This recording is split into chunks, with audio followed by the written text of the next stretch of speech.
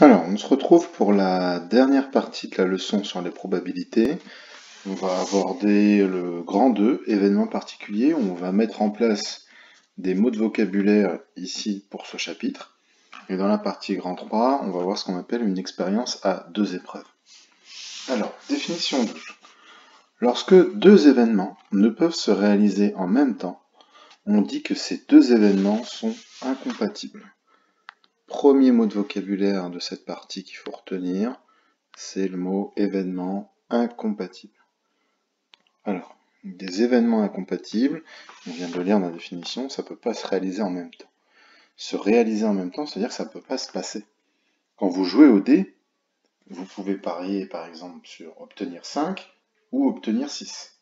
Mais vous ne pouvez pas parier pour obtenir 6 et 5 en même temps. Quand je lance un dé, il n'y a qu'un seul score qui ressort, qu'une seule valeur. Donc, par exemple, ici on va écrire en petit exemple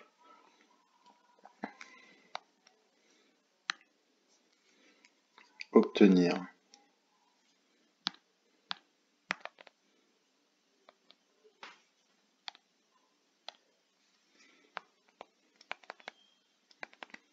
obtenir 5. L'événement obtenir 5 est incompatible avec obtenir 6. Il faut penser un petit peu au vocabulaire. Deux personnes sont incompatibles. Deux personnes qui sont incompatibles, c'est deux personnes qui ne peuvent pas travailler ensemble, qui ne peuvent pas être amies ensemble, qui ne peuvent pas se voir. Ben, obtenir des événements incompatibles, c'est la même chose. Propriété 13.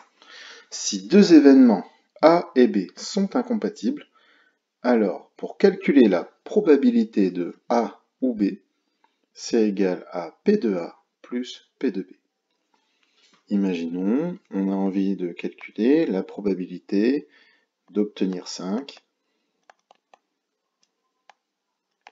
ou 6 en jouant au dé. Comme 5 et 6 sont incompatibles, pour calculer ça, on n'aura plus qu'à calculer la probabilité d'obtenir 5 et lui additionner la probabilité d'obtenir 6. Définition 14.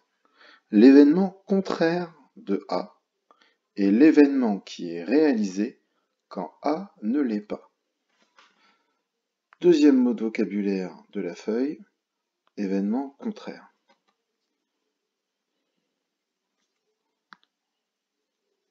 Alors, des événements contraires, bon, bah, ça porte bien son nom. Ce sont des événements qui sont opposés.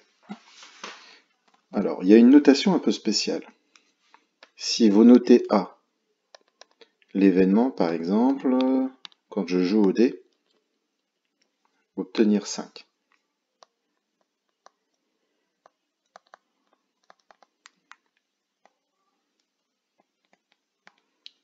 Si je veux son événement contraire, alors l'événement contraire, il s'écrit non A. Non A, ça veut dire je ne veux pas A. Il y a une deuxième notation possible, c'est écrire A bar. Ça, c'est les deux notations pour dire la même chose. Alors, à votre avis, quel est l'événement contraire d'obtenir 5 lorsqu'on joue au dé? Obtenir 6? Non. Alors, obtenir 2? Non plus. L'événement contraire d'obtenir 5, c'est obtenir tous les autres nombres à part 5. C'est-à-dire 1, 2, 3, 4 et 6. Voici l'événement contraire d'obtenir 5. Propriété numéro 15. La probabilité que se réalise l'événement non A est donnée par la formule P de non A égale 1 moins P de A. Donc c'est une petite formule qu'il faut retenir. P de l'événement contraire, c'est 1 moins la valeur de la probabilité de A. Alors, l'exemple 16. Avec le lancer D, l'événement B, le nombre obtenu est un multiple de 3, a pour probabilité 1 tiers. Ça, on l'avait vu tout à l'heure. Donc, l'événement non B A pour probabilité, P de nom B égale. Vous avez vu ici, il y a un espace. Je vais appliquer la formule de la propriété 15. Je vais appliquer celle-ci. Donc, la propriété 15 me dit quoi? Me dit que je dois faire 1 moins P de B. Alors, on me dit que ça fait 2 tiers. Mais pourquoi 2 tiers? Bon, bah, c'est comme si j'avais mon brouillon ici. Je calcule 1 moins P de B. P de B, on vient de dire que c'était 1 tiers. Donc, ça fait 1 moins 1 tiers. Pour faire ce calcul-là, je dois mettre au même dénominateur. 1, c'est la même chose que 3 sur 3, moins 1 tiers. 3 tiers moins 1 tiers, ça fait bien 2 tiers. D'accord? Alors vous avez vu tous ces termes un petit peu techniques, événements contraires, événements incompatibles, tout ça, ça a une certaine terminologie assez récente. Quand on parle de théorème de Pythagore, Thalès, on parle de mots hypoténuse, ça c'est des mots qui peut-être ne vous touchent pas un peu, qui veulent peut-être trop rien dire au préalable. En probabilité, on parle d'issue, on parle d'événements incompatibles, d'événements contraires, on parle de nombre de chances. Ça, ce sont des mots de vocabulaire assez récents. Alors, il faut savoir qu'en mathématiques, les probabilités, elles ont été découvertes il n'y a pas très longtemps. Alors, pas très longtemps, ça veut dire quoi? On est aux alentours des années 1650. Voilà, il y avait un chevalier qui s'appelait le chevalier de Mervet, qui lui aimait beaucoup jouer aux jeux de hasard. Alors vous voyez dans les films, il parie sur les jeux de dés, sur les jeux d'osselets, sur des choses comme ça. Et il a demandé à un mathématicien qui s'appelait Pascal d'étudier un petit peu ces différents jeux de hasard et de lui donner, entre guillemets, des coups de pouce pour un peu tricher, pour savoir, ah, est-ce que je dois plus parier sur le chiffre 6 quand je joue au dé? Est-ce que je dois, par exemple, plus parier sur le côté face d'une pièce quand je joue à pile ou face? Dans le but de gagner davantage d'argent.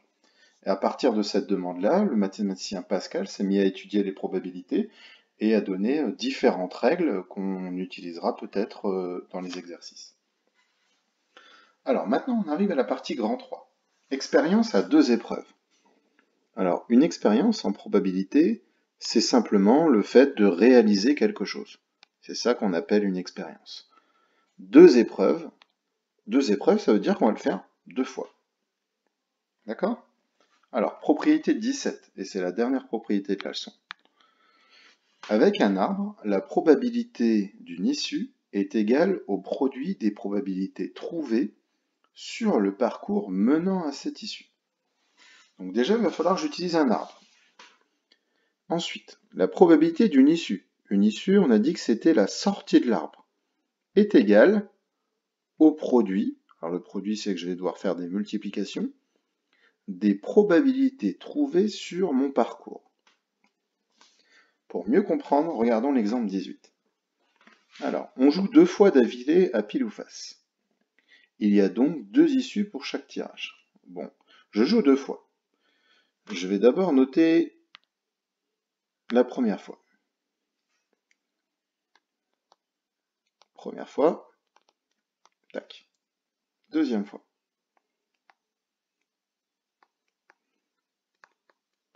On serait peut-être tenté de se dire, bon, bah, si je joue 2 fois, mon arbre de la première fois, c'est ça, je peux avoir pile, je peux avoir face, avec des probabilités d'1/2 à chaque fois.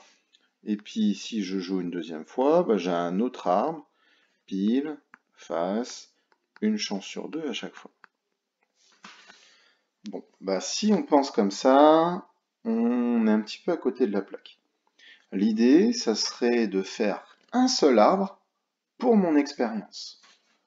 Alors, donc mon arbre, il va falloir qu'il ait plusieurs branches.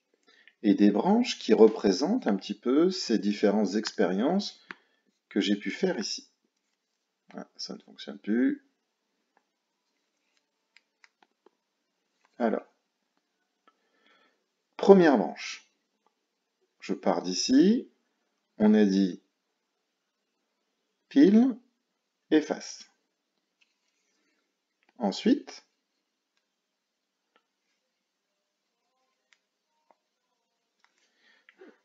j'ai une expérience d'un demi ici et un demi ici.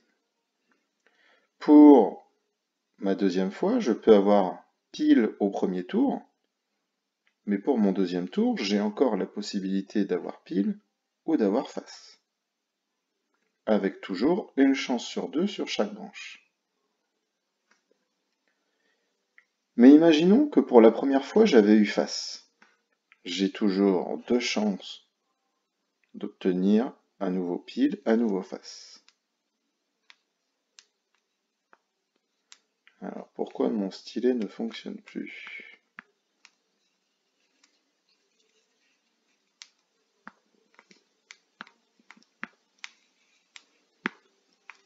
Ah, ça remarche. Alors, je vais effacer parce que c'est pas terrible comme ça. On va mettre plus proprement. Donc, je réexplique, ça me donnera l'occasion d'en reparler. Au début de mon expérience, je lance une fois ma pièce.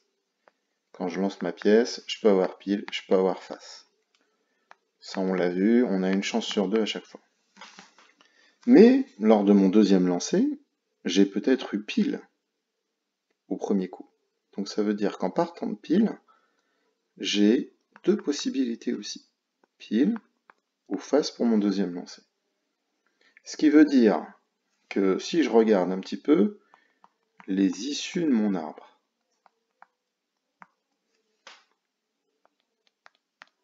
première issue, c'est-à-dire premier chemin que je vais prendre pour sortir de l'arbre, hop, je peux prendre ce chemin-là. Tac. Cette première issue me dit quoi? Que au premier lancer, j'ai eu pile, et au deuxième lancer, j'ai eu pile aussi. Deuxième chemin que je peux emprunter, je peux partir d'ici, aller ici, aller ici. Ce deuxième chemin me donne une deuxième issue. Je peux avoir eu pile au premier lancer et face au deuxième. D'accord? Alors, j'ai pas complété tout mon arbre tout à l'heure. Si je veux compléter mon arbre, il faut que je me dise qu'est-ce qui peut se passer si j'ai eu face au premier lancer.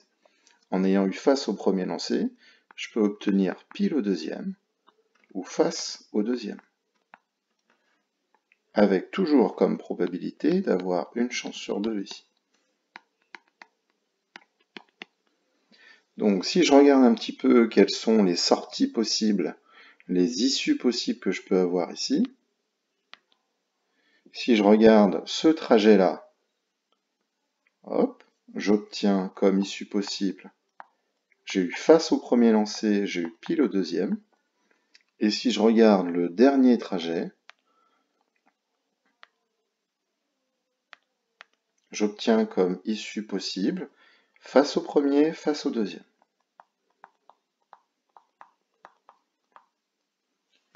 Vous comprenez un petit peu la confection d'un arbre de probabilité?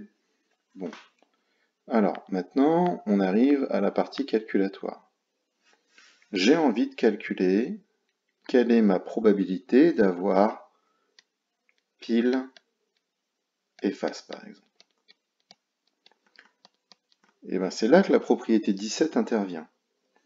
Avec un arbre, la probabilité d'une issue, donc nous c'est l'issue pile-face, est égale au produit des probabilités trouvées sur le parcours menant à cette issue.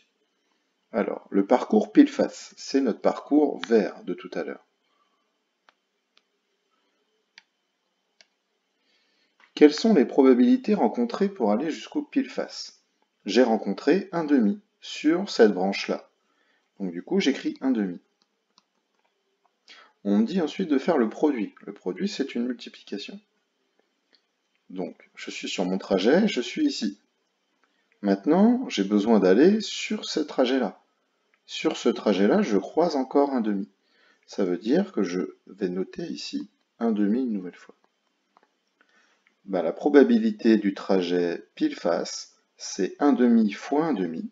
Lorsqu'on multiplie des fractions, on multiplie les numérateurs entre eux. 1 fois 1, ça fait 1. Et on multiplie les dénominateurs entre eux. 2 fois 2, ça fait 4. La probabilité d'obtenir pile face, c'est une chance sur 4. Voilà. On a terminé le cours de probabilité. On va voir un petit peu dans les exercices comment on réutilise ce qu'on a vu dans le cours. Voilà. À bientôt!